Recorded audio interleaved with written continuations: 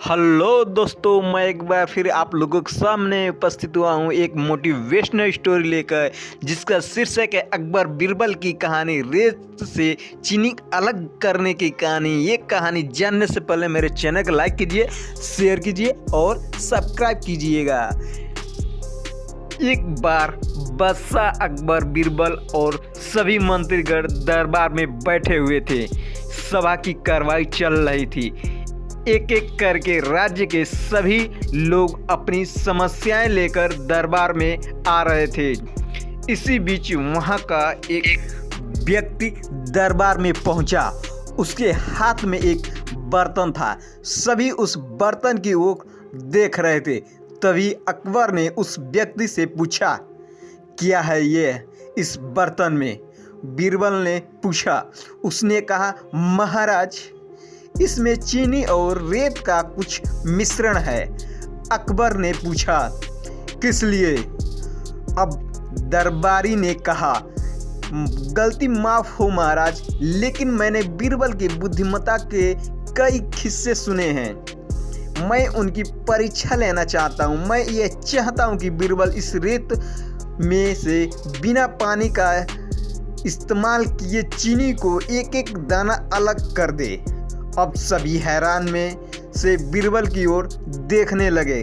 सभी दरबारी उस बीरबल की ओर देखने लगे। अब अचानक बीरबल और अकबर ने बीरबल की ओर देखा और कहा, देख लो बीरबल, अब तुम इसे कैसे इस व्यक्ति के सामने अपनी बुद्धिमानी का परिचय दोगे? बीरबल ने मुस्कुराते हुए कहा, महाराज जय हो, ये हो जाएगा। यह तो मेरे बाएं हाथ का काम है। अब सभी लोग हैरान थे कि बीरबल ऐसा क्या करेगा कि रेत से चीनी अलग अलग हो जाएगी। तभी बीरबल उठे और उस बर्तन को लेकर महल में मौजूद बगीचे की ओर चल दिए। उसके पीछे वह व्यक्ति भी था। अब बीरबल बगीचे में एक आम के पेड़ के नीचे पहुंचे। अब उस बर्तन में मौजूद रेत और चीनी के मिश्रण को एक आम के पेड़ के चारों तरफ फैलाने लगे। तभी उस व्यक्ति ने पूछा, अरे यह क्या कर रहे हो? इस पर बीरबल ने कहा, ये आपको कल पता चल जाएगा।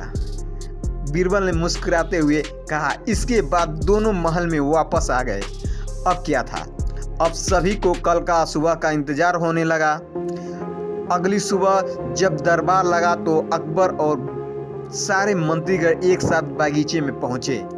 साथ में बीरबल और रेत का मिश्रण के चीनी लाने वाले व्यक्ति भी था। सभी आम के पेड़ के बगीचे के पास पहुंचे और सभी देखने लगे। सभी ने देखा कि यह वहां सिर्फ रेत पड़ी हुई थी। दरअसल रेत में मौजूद चीनी को चींटियों ने निकालकर अपने बिल में इकट्ठा कर लिया था और बची खुची चीनी कुछ चींटियां उठाकर अपने बिल में लेकर जा रही थी। इस पर उस व्यक्ति ने पूछा, चीनी कहाँ गई? तो बीरबल ने कहा, रेत से चीनी अलग हो गई है।